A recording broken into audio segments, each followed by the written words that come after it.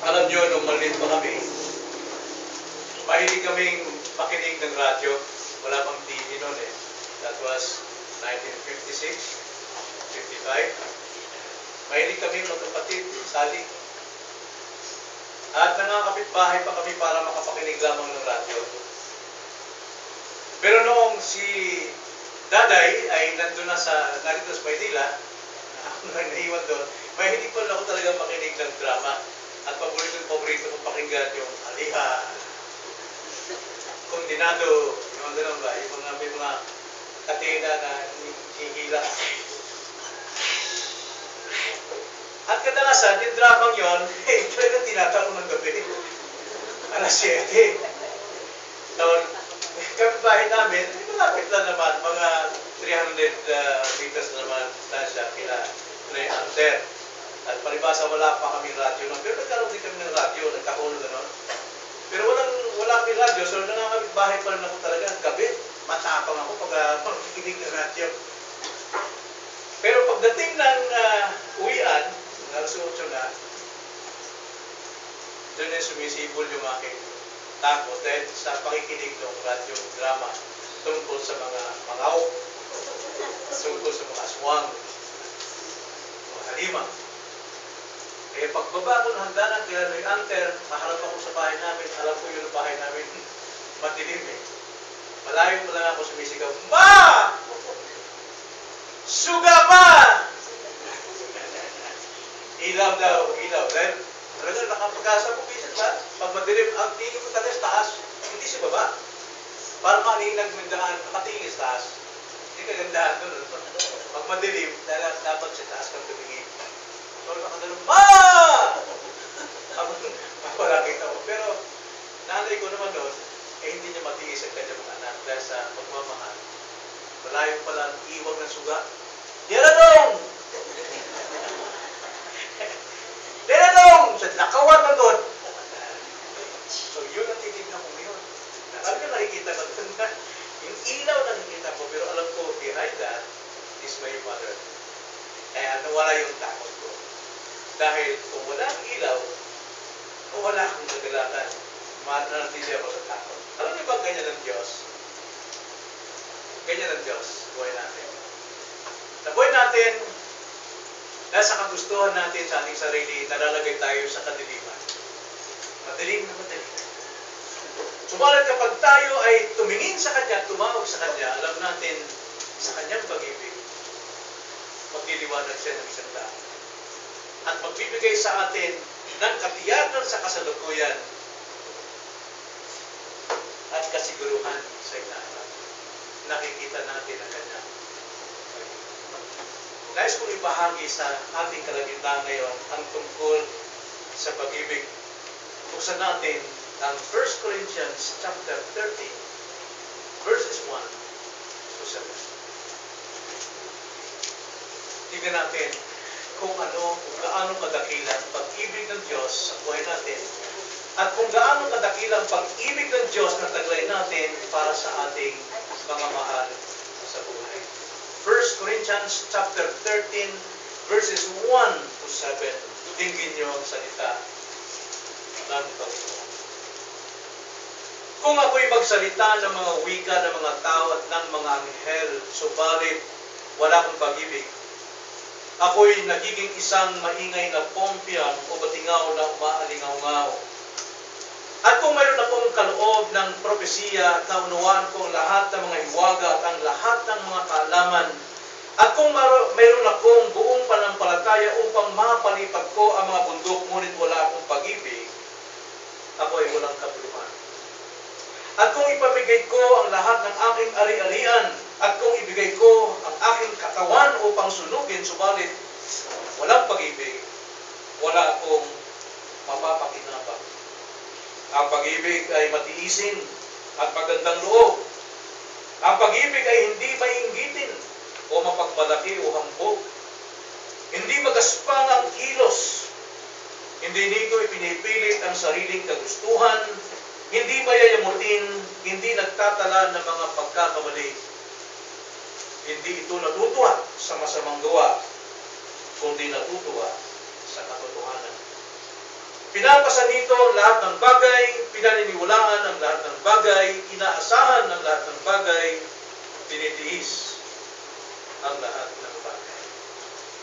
At nais ko pong tignan natin at pag-aralan yung pong sa verse 7, ikatlong quality of love is love hopes all things.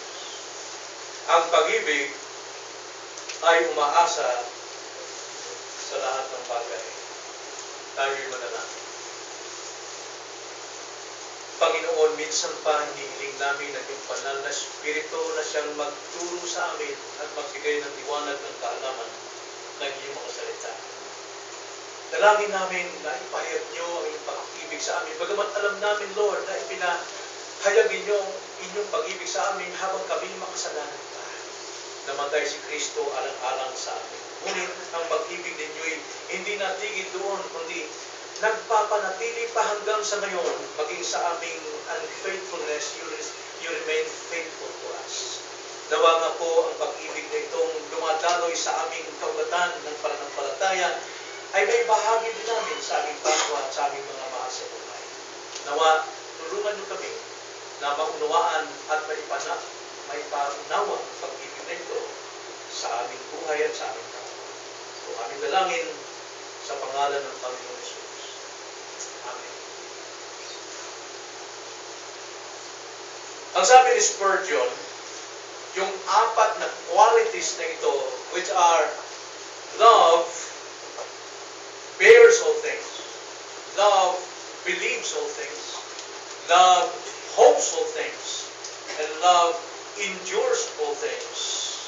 Ito daw ay mga sundalo laban sa kasamaan. Kung taglay mo ang sundalang ito, alam mong hindi ka mapapasok sa kasamaan at hindi ka maapektuhan ng kasamaan. Hope sa Griego ay elpedzo. Na isa sa mga kahulugan nito, ibig sabihin, hope is a settled certainty. Hindi ito wish ko lang. Hindi ito sana mangyari. Kundi ito ay isang ganap na settled. Ito ay nakalagay na, ayos na, nakatiyakan. Alisin mo ang hope na ito at mapapasayo ang despair and failure. Mapupunta sa iyo ang kabiguan. So ang hope na sinasabi nito, that love hopes all things, ito isang katiyakang darating patay sa kasalukuyang realidad. Kung ano ang iyong kasalukuyan ngayon, siya rin ang katiyakang settled na darating sa buhay, sa iyo o sa iyong minamahal. Ganito ang paggamit ng Bible tungkol sa hope na ito, tulad ng ating blessed hope na kailanman hindi mabibigo at hindi magkakamali yung tinatawag na blessed hope, yung second coming ni Lord Jesus Christ sa Titus chapter 2 verse 13 na ganito ang sabi. Habang hinihintay natin ang mapalad na pag-asa, the blessed hope, at ang pagpapakita ng kalwalatian ng ating dakilang Diyos at tagapagligtas na si Yesu Kristo. Yung ating kalagayang realidad ang siyang batayan ng ating settled certainty sa ating kinabukasan. Kaya ang pag-ibig mo sa iyong kapwa ay gaya ng pag-ibig na tinanggap mo nung ikaw ay maipanganak na muli. Romans 5:5, na sa ating kapanganakang muli, ibinuhos ng Diyos ang kanyang pag-ibig, the agape love, the blessed love, divine love. Kaya ang pag-ibig mo rin sa isang tao ay nagbibigay sa kanya ng tiyak niyang kinabukasan. Ito'y nababatay sa nakikita mong realidad sa kasalukuyan na totoo. Gaya ng pagsigaw ko, pagtawag ko sa aking ina, na ako'y nasa gitna ng kadiliman. Nung tumawag ako sa kanya, ipinakita niya ang pag-ibig niya at pagmamahal na lumalarawan sa liwanag. At dahil sa liwanag na yon, nagtitiyak ko sa aking kasalukuyan na ako'y makakalakad sa tiyak kong paruroonan na roon ng aking nanay. Kaya tignan natin ang dalawang bagay na katiyakan. Una, dahil sa pag-ibig ng Diyos sa iyo, nasa Kanya ang iyong kasalukuyan. Yun ang tiyak. Ikalawa, dahil sa pag-ibig ng Diyos sa iyo, nasa Kanya ang iyong kinabukasan. Tingnan natin paano ito lumalapat sa ating mga buhay bilang Kristiyano na siyang tinitignan din ng ating mga mahal sa buhay sa ating kapaligiran. Tingnan natin na dahil sa pag-ibig ng Diyos sa iyo, nasa Kanya ang iyong kasalukuyan. Ang ating kasalukuyang realidad ng katangian ng Diyos, kung sino ang Diyos na nagmamahal sa iyo, naniniwala tayo, gaya ng sinabi ng Daniel chapter 11, verse 35. Ganito ang pagkakasabi. Daniel 11:35. Ang ilan sa mga pantas ay magdurusa upang dalisayin, linisin at paputiin hanggang sa panahon ng wakas. Sapagkat di pa dumarating ang takdang panahon. Upang dalisayin, linisin at paputiin.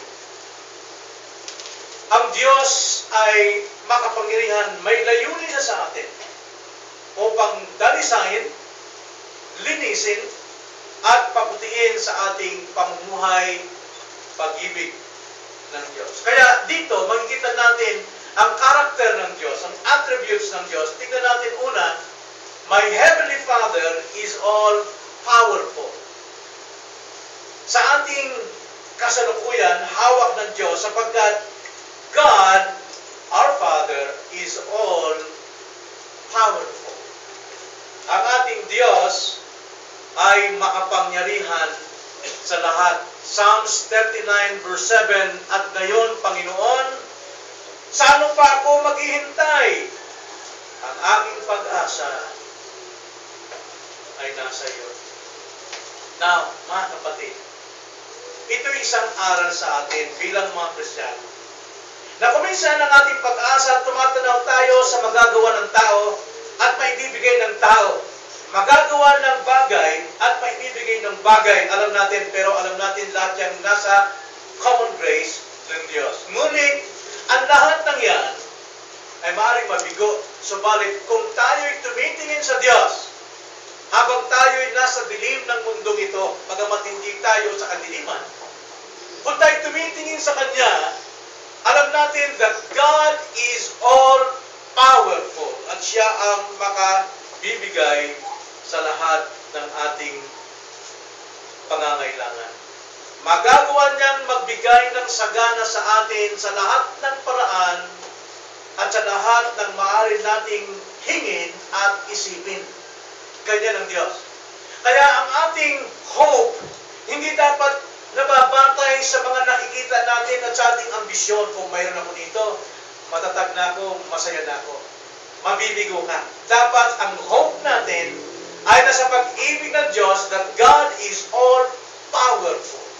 Dapat doon natin ibigay ang ating tiwala sa lahat. Maugaman ang lahat ng bagay sa ating buhay, mananatiling matibay ang kanyang kapangyarihan. Ang sabi nga sa Ephesians 3:20, ito'y patunay sa atin. Ang sabi ni Pablo sa mga Kristiyano, mayroon ding problema tulad sa atin. Mayroon ding paghahangad, pangangailangan sa buhay na ito. Ganito ang sabi sa Ephesians 3:20. Ngayon, sa Kanya na makakagawa ng higit na sagana kaysa lahat ng ating hinihingi o iniisip, makapangyarihang gumagawa sa atin. Mayroon tayong mga kailangan sa buhay na hindi natin maalalang iniisip natin o hinihingi natin, subalit dahil sa kanyang kapangyarihan, ipinagkakaloob ito sa atin. Nagugulat na lamang tayo. Paano nangyari yun? Saan galing ito? Nakita niyo ang common grace ng God? Dahil ito'y biyaya sa special grace sa mga taong kanyang tinubos. Kung paano tumatanggap ang mga tao sa kumong biyaya ng Diyos, higit sa lahat tumatanggap din ang mga taong namumuhay sa special grace. Hindi natin iniisip, hindi natin hinihingi, pero binibigay ng Panginoon. Yan ang pag-ibig ng Diyos sa atin. Saan tayo titibay sa pag-asa? Sa Kanya. Sa Kanya tayo dapat tumingin ng ating pag-asa. Kaya ito ang rebuke ni Jesus sa mga nagpapaniwala batay sa kanilang akala. Nirebuke ng Panginoon yung mga taong walang pananampalataya sa resurrection. Matthew 22 verse 29, ang sabi ng Panginoon, nagkakamali kayo sapagkat hindi ninyo nalalaman ang mga kasulatan o ang kapangyarihan ng Diyos. Ito mga taong ito, hindi sila naniwala sa resurrection, mga Pharisees, Sadducees. Pero ang sabi ng Panginoon, hindi kayo naniwala na totoo lahat na yan dahil hindi kayo naniwala sa makapangyarihang Diyos. Minsan sa buhay natin, hindi natin mapapaniwala paano kumaabot dyan, paano kumakamit dyan, paano magkakaroon ng ganyan.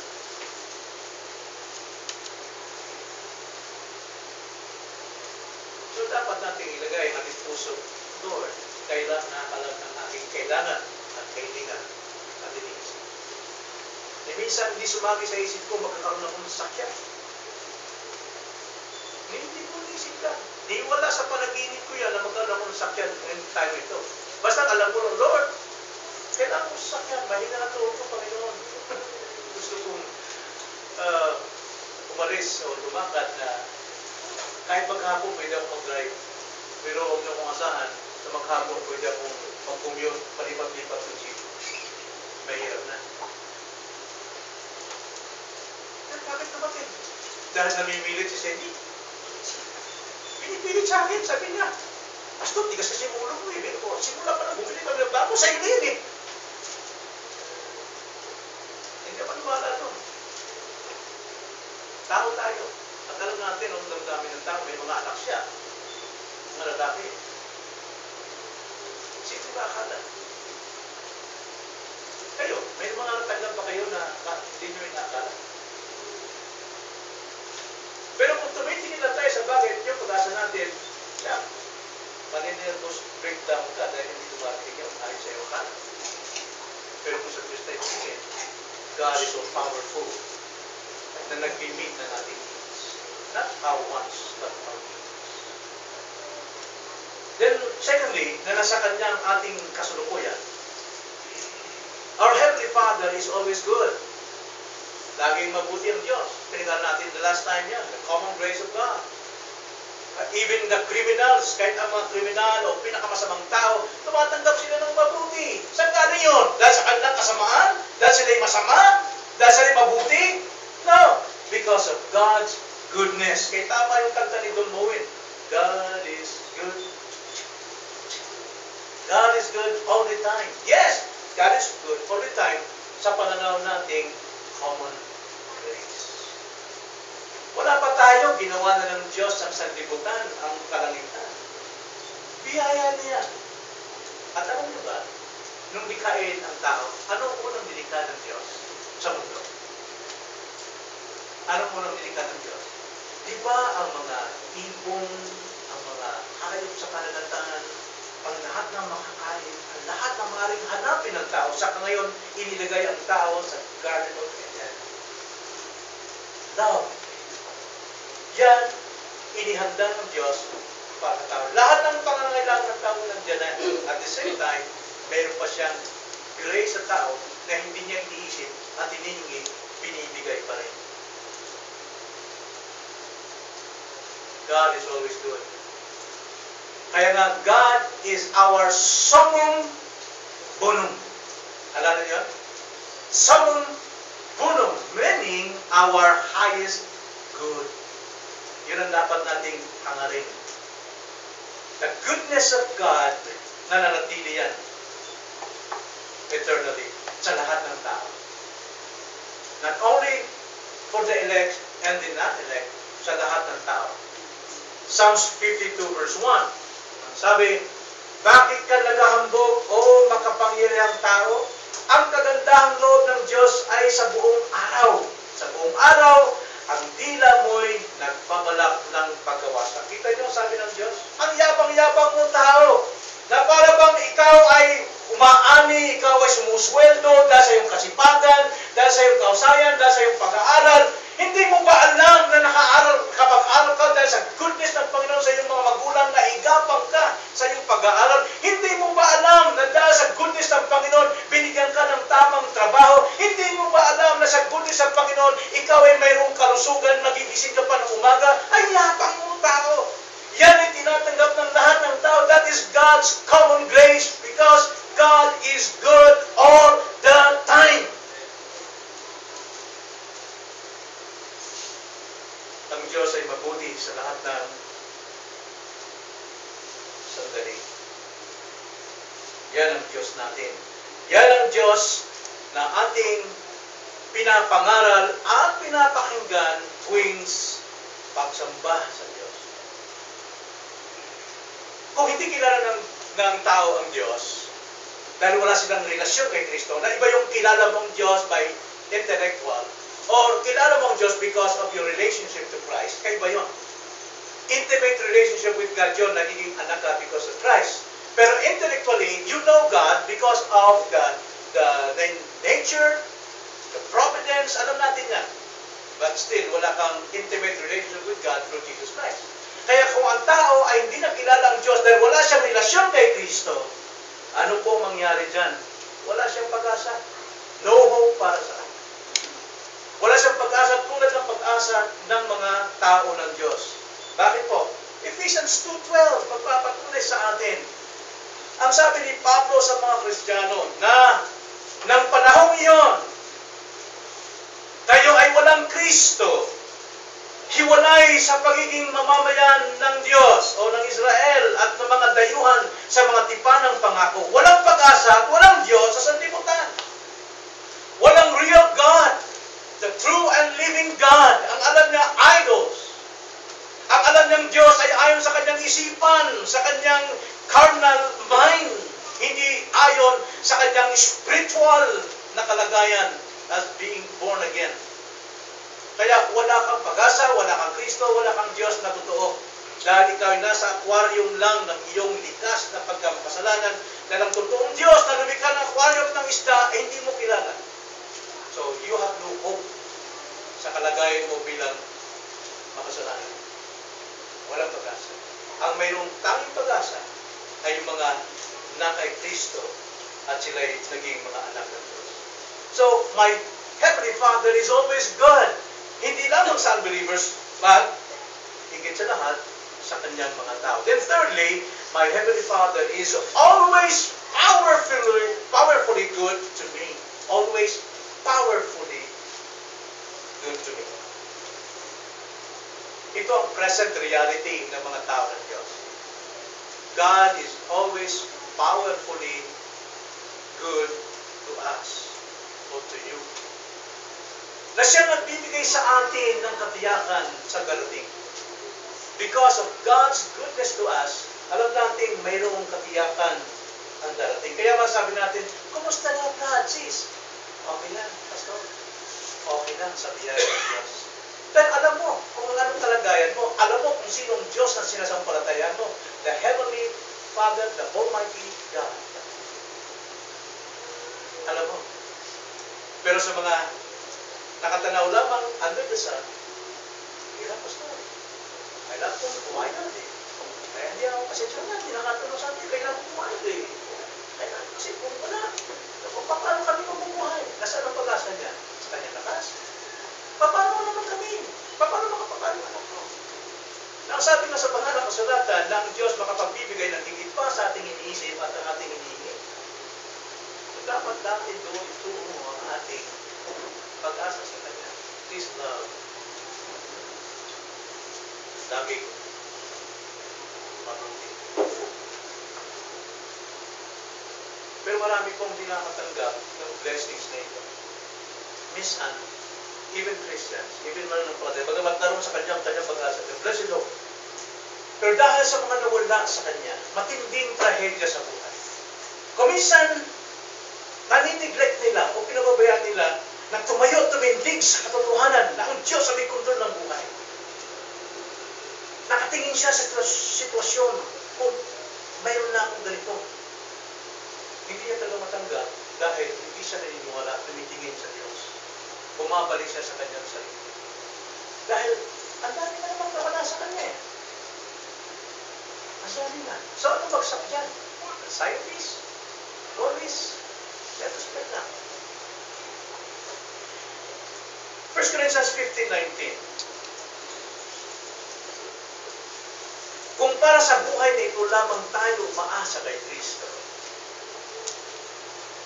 sa lahat ng mga tao na tayong pinakakawawa. Nakita niyo? Kung ating pagiging Kristiyano ay para lamang sa sanlibutan ito, at hindi tayo tumitingin doon sa blessed hope, the love of God, na ating tinataglay sa araw-araw, kundi tumitingin tayo, Kristiyano, bilang Kristiyano, dapat magkakasipag tayo. Kailangan natin yun. Kailangan magtrabaho, kailangan natin yun. Pero kung ang hope mo ay para lamang makakamit doon sa pinagtrabahoan mo, magagawa niya. At kung dahil nawala sa iyo, trahedya, nabahaan ka, nayulanda ka, ngayon wala ka na magagawa, kailangan mo magsikap ulit. Kaya kadalasan nawawala tayo sa ating katayuan bilang mananampalataya, hindi na tayo napupunta roon sa tamang kalagayan natin na sumasamba sa Diyos, umaasa sa Diyos. Kaya kadalasan tayo yung nawawalan. Kaya kung ang isip mo, ang pagiging Kristiyano ay para sa lupa lang, mawawala talaga sa iyo. Hindi ka talaga makakatagpo. Kaya ang sabi ni Pedro sa 1 Peter chapter 3 verse 15, kundi sa iyong puso ay pakabanalin ninyo si Kristo. Bilang Panginoon, lagi kayong maging handa sa naipagtanggol sa bawat taong humingi sa inyo ng katwiran ang tungkol sa pag-asang nasa iyo. Sabi ng banal na kasulatan, bilang Kristiyano, pakabanalin natin si Kristo sa ating puso, panatilihin natin na anuman ang maging kalagayan natin, nabahaan man tayo, nalimas mang ating kayamanan, yung mga nakatingin sa atin ay laging dapat tumingin sa atin na ang pag-asa natin kay Kristo lamang. Kaya yung ating mga kasama, ang ating mga minamahal sa buhay, nagkakaroon ng pag-asa at kawalan ng takot dahil nakikita mayroong liwanag sa unahan. Ang liwanag mo. Kaya naman nanay ko nakagalan, diyan na dong! May ilaw na, malayo na yung ilaw. Hindi na liwanagan yung daan ko, pero alam ko, takapakan ko, patungo doon. Kaya nawala yung aking agam-agam at takot, nakatingin ako sa pagmamahal na aking ina. The same with us. Minsan, may mga kamag-anak tayo, may mga anak tayo, may mga kasama tayo sa bahay na tila nasa kadiliman, tigas ng ulo. Pero once kung ating ipakita ang pag-ibig na liliwanag tayo, nagbibigay tayo ng katiyakan ng kanilang kasalukuyan upang mabigyan sila ng katiyakan sa kinabukasan. Pero kung pinapatay natin yung ilaw, paano sila, mangangapa sila sa kanilang kinabukasan? Wala silang panutungan, pupunta sila sa drug, pupunta sila sa fornication, maliligaw sila. Sa talagang doon sila magigising, pag-buntis na, pag nakulong na, pag-drug addict na, doon sila makikita. Wala sila ba? Bakit? Dahil hindi nagliwanag si Mama. Tulad kay Ingersoll. Nang mamatay si Ingersoll, siya yung dakilang atheist din wala sa Diyos. Dinilayo siya. Talagang nafe-feel na yung apoy.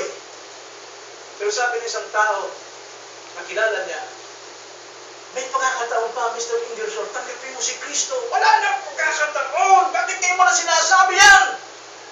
Pero sabi ng tao, hindi po. Araw-araw sinasabi ko sa inyo, bakit hindi mo ko pinili? Bakit hindi nagtyaga ko? Pero ayaw talaga.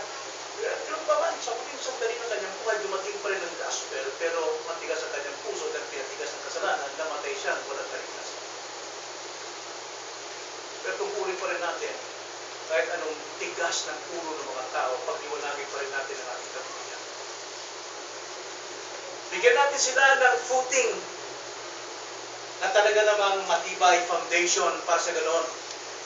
Makakalakad sila sa isang matibay na future.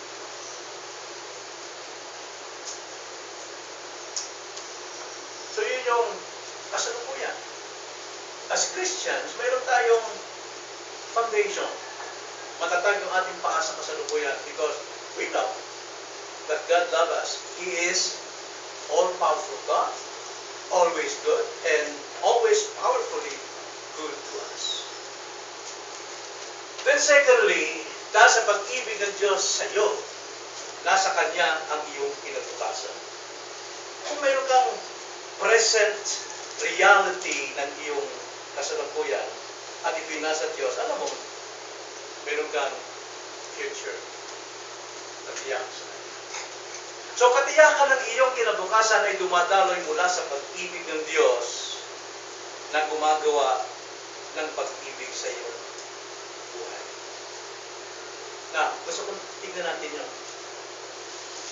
Ang katiyakan ng iyong kinabukasan ay dumadaloy sa pag-ibig ng Diyos sa atin na siyang gumagawa naman din, no? Gumagawa ng pag-ibig sa loob natin para sa ating kapwa.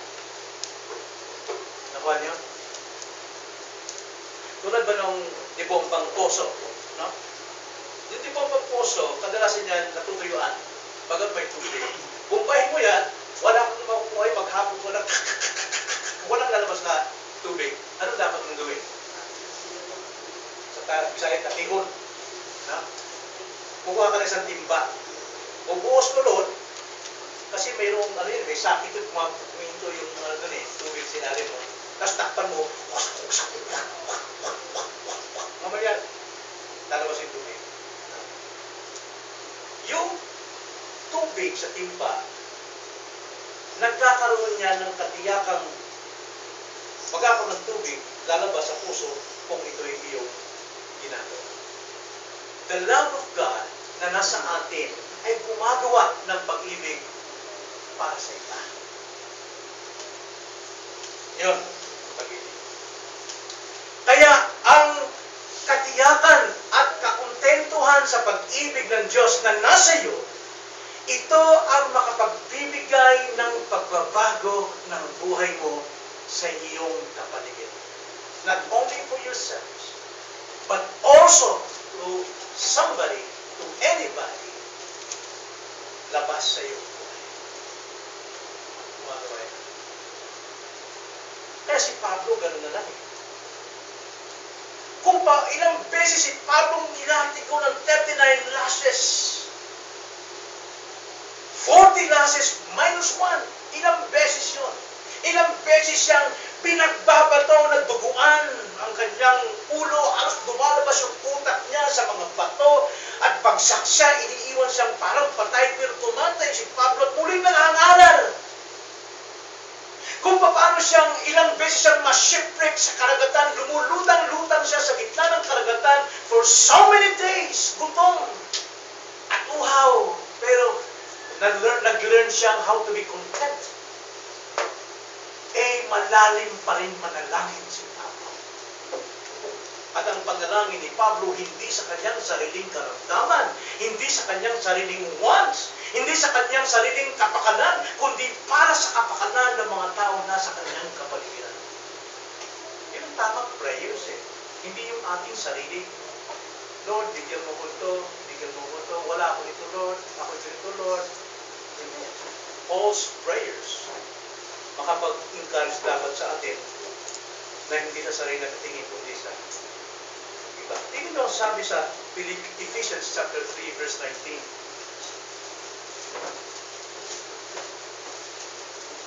Sabi niya sa verse 18, aking idinadalangin na magkaroon kayo ng kapangyarihang matarok kasama ng lahat ng mga banal at luwang haba, taas at lalim, at upang makilala ang pag-ibig ni Kristo na higit sa kaalaman, upang kayo'y mapuno ng lahat ng kapuspusan ng Diyos. Yun ang sinabi ni Paul. Nagpipray siya na mapuno ng pag-ibig, ng pag-asa yung mga tao. Pero alam natin, yung prayer ni Pablo, nakikita ng mga tao sa kanyang buhay, kaya naman sila'y tumitibay. Yun ang pag-ibig ni Paul. Kahit na pinugbog na siya'y sinaktan ng mga tao ito, pinagpipray pa rin niya. At ang prayer niya, nakikita ng mga tao ito. Ang kanyang pag-ibig sa kanila. Grabe na eh. Sobra na yan eh. Pastor, grabe na yung ginagawa sa akin ng tao yan. Tatanungin kita, grabe na ba yan sa ginawa ng mga tao kay Kristo? Kung lamang yan, maaaring sabihin mo, Lord, walang kwenta yung kamatayan mo sa krus. Dahil mas mahirap yung dinadanas ko ngayon. Alam natin, hindi natin mapapantay, hindi marupularan gaya ng pagpapapako doon sa Pampanga, kamatay ni Kristo. Naghihirap na sila. Saka namatay din siya. At inilibing. Pagkatapos ng 3 araw, doon siya, kailangan buksan yung libingan niya at mabuhay siya. Masabi ko, medyo half percent na gaya niya ang Panginoon. Pero hindi siya namatay eh. Hindi lang sila namatay. Tapos namimili pa lang kung saan papapuin. Tapos yung kako daw, 1 linggo nakababad sa alcohol. Eh, hindi naman dito pinako ang Panginoon. Dito sa puso eh. Subukan dito ang puso. Tsaka walang camera na Panginoon nun. Ngayon, daming turista. Hindi mo mapapantayan ang paghihirap ng Panginoon sa iyo. Ang sabi sa Romans 5:8, God demonstrated His love toward us while we were yet sinners, rebellious for so many years. Nagtiis siya because of His love to us.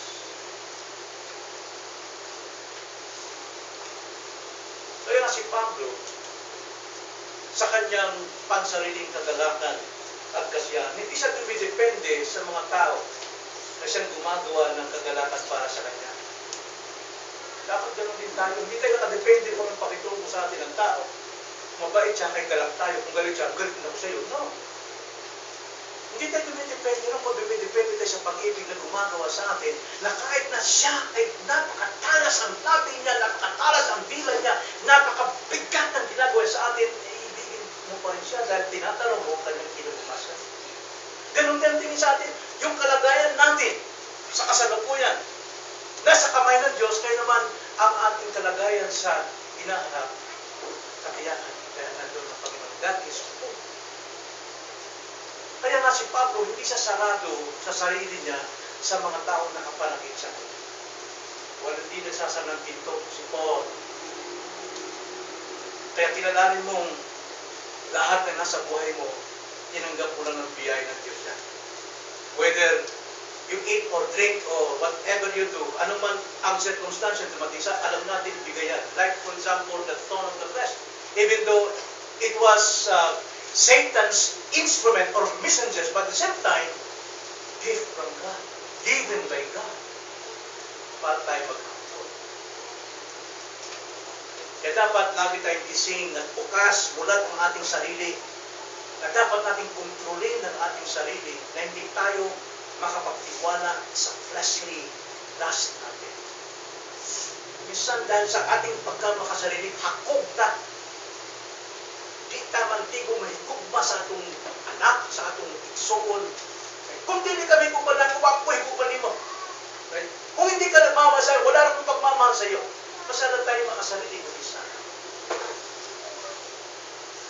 Now, tanawin natin, yung kalagayan ngayon na inibig ng Diyos, dapat din itong gumagawa na maging kalagayan ng mga tao na sa ipaligid na sa ganun magkaroon sila ng magandang kinabukasan. Love, hope.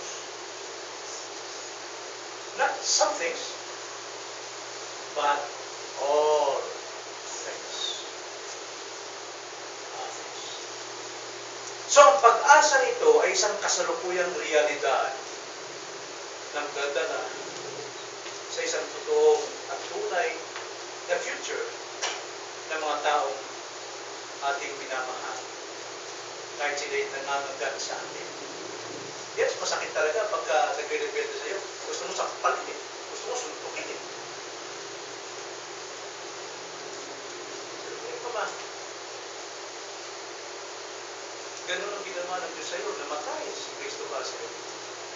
Imbis na ikaw suntukin at sampalin ni Kristo, namatay pa siya para sa'yo.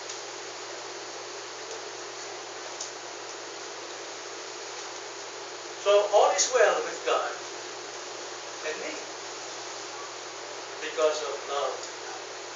Love also.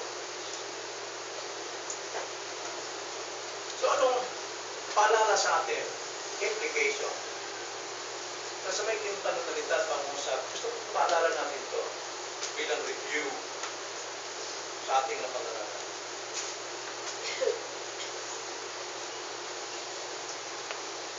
Kung ganito ang ipinapakita ng Diyos sa atin, mga kapatid, sa kabila ng ating pagkakasalanan, gasan, Diyos, ito din ba na ipapakita natin sa ating mga mahal sa buhay?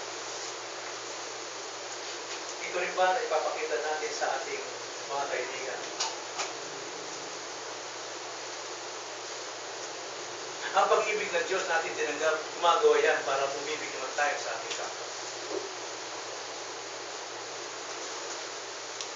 Kaya kung ganito ang nakikita sa atin, na nagliliwanag tayo sa kabila ng kadiliman, ito ba ang katiyakang nakikita nila sa iyo na ikaw ay mayroong pag-ibig ng Diyos para din sa kanila? Nakatitiyak ba sila ng iyong pag-ibig para sa kanilang kinabukasan? Ano nakikita nila? Nakikita ba nilang sana mawala na sila sa buhay mo?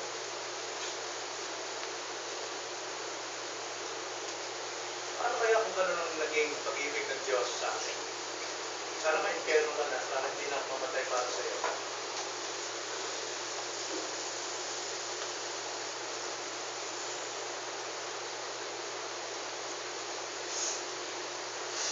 Naniniwala ba tayo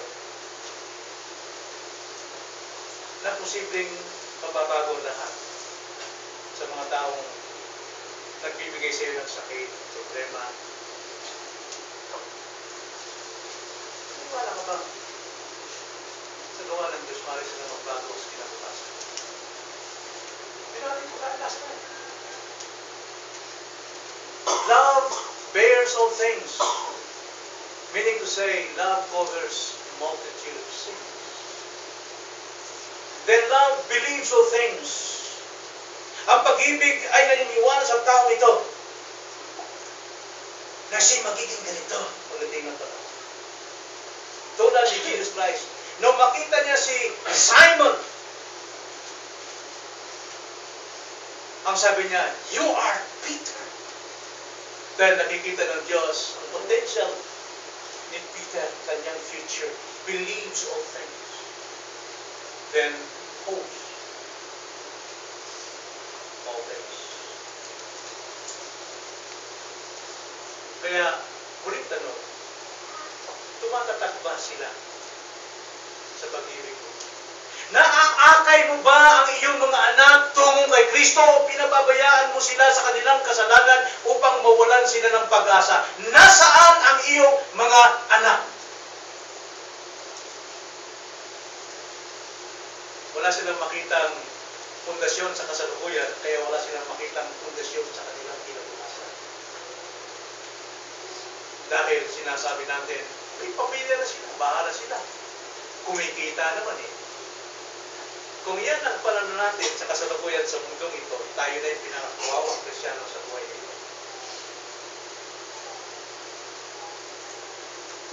Alalahan natin, love hopes all things.